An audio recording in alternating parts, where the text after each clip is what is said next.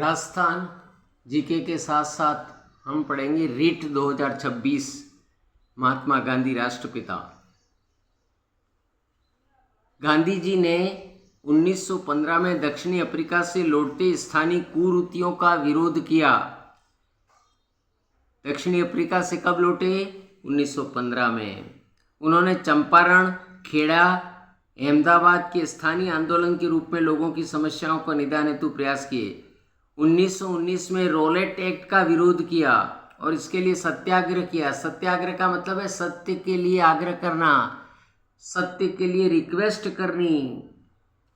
खिलाफत आंदोलन में मुस्लिमों का साथ छोड़कर हिंदू मुस्लिम एकता को बढ़ाने का प्रयास किया। गांधी जी ने असहयोग आंदोलन चलाकर अंग्रेजों की रीढ़ तोड़ने का कार्य किया। गांधी जी ने स्वदेशी को बढ़ावा मिला, अहिंसक आंदोलन किया, अंग्रेजों का विरोध प्रबल होता गया।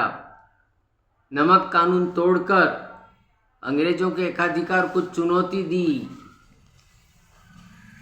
इन्होंने अमीर गरीब, ऊंच नीच, छुआछूत को दूर कर समरसता स्थापित करने का प्रयास किया।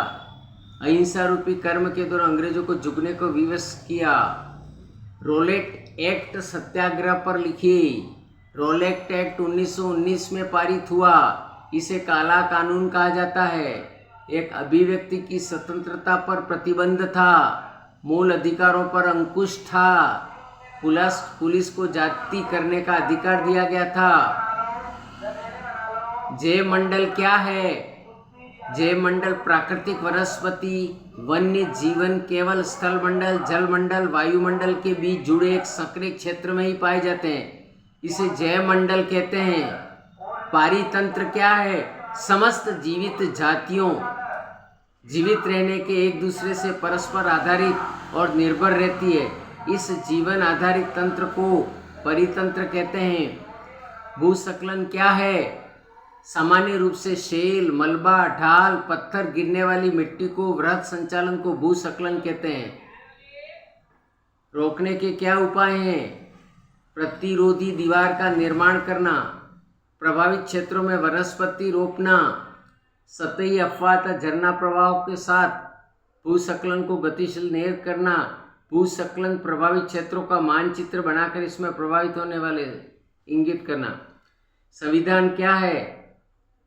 संविधान नियमों का एक ऐसा समूह है, नियमों की किताब है, जिसको एक देश के सभी लोग अपने देश को चलाने की प्रणाली के रूप में स्वीकार करते हैं। इस प्रकार दस्तावेज में हमें नियम मिलते हैं, उसे संविधान कहते हैं।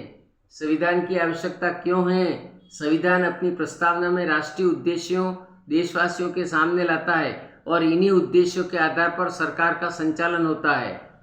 संविधान सभी समुदायों के समक्ष इस प्रकार के सिद्धांत और आदर्श प्रस्तुत करता है जो पर्याप्त मात्रा में देशवासियों को मान्य होते हैं, और इन्हीं आदर्शों को ध्यान में रखकर सरकार नीति बनाती है और सरकार का संचालन करती है।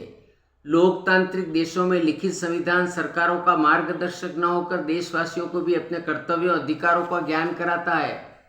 संविधान राजनेताओं द्वारा सत्ता के दुरुपयोग पर नियंत्रण करता है। संविधान कमजोर लोगों के समूह के हितों पर कुठाराघात होने से रोकता है।